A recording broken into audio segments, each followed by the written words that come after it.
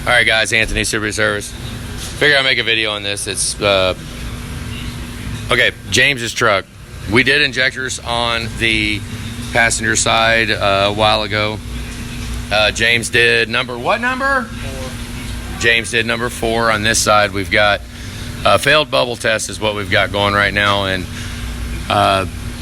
you know, in a perfect world, yeah, if one side fails, you go in, yank all the injectors out, but we will try at times to keep it in a budget.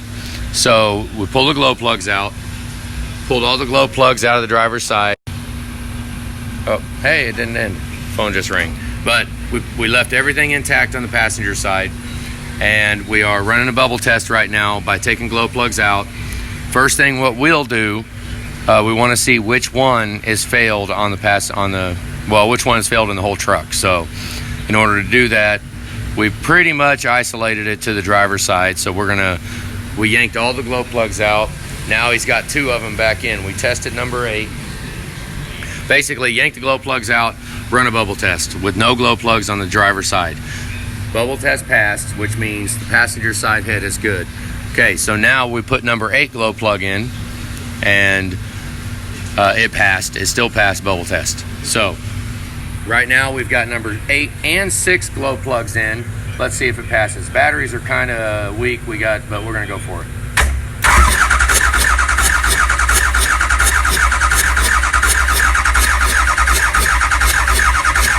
Okay, we'll call that good. So now we're gonna put in cylinder number 4 glow plug. Basically, by putting the glow plugs back in, you make compression, right? So it forces, if we're gonna have a failed bubble test, it will force the air in. Basically, we relieve it by taking the glow plugs out. So he's gonna put in number 4 now, and we'll see if it passes that one. We can go ahead and leave it full time, it don't matter. This testing doesn't take that long. In the meantime, I'm taping up Dave and Katrina's Fickum harness now, which is a pain in the butt. Taping up the main engine harness, Fickum harness, battery cable. It's all freaking pain in the butt. But, all right. Now, all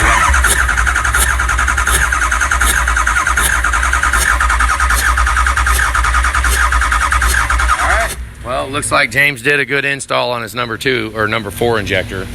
Number 2 was the first one to throw a code. Now, what happens on this when it fails the bubble test would be especially number 2. Okay, if number 2 has failed and combustion is getting into the fuel system, while the engine is running, the compression will actually overcome fuel pressure. It will keep the fuel from getting to the injectors the rest of the way down that bank.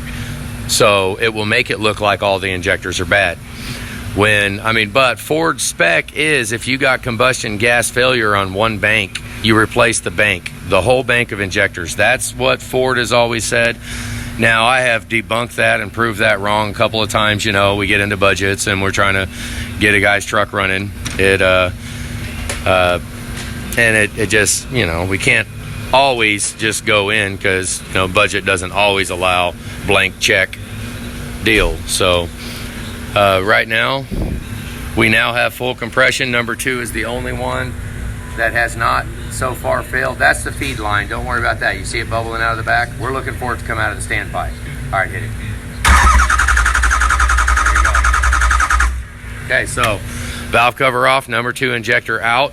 And since we tested them other ones, James, if you want to, I will be fine to go ahead and we'll look at the injector. You're getting a new hold down on the number 2 because we always place a hold down on a failed bubble test. It could be over torque or under torque.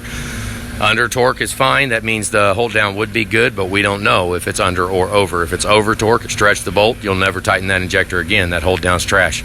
So what we're doing right now, we'll go ahead and yank it out, yank number 2 out, and honestly, there's a pretty good chance all the problems will go away.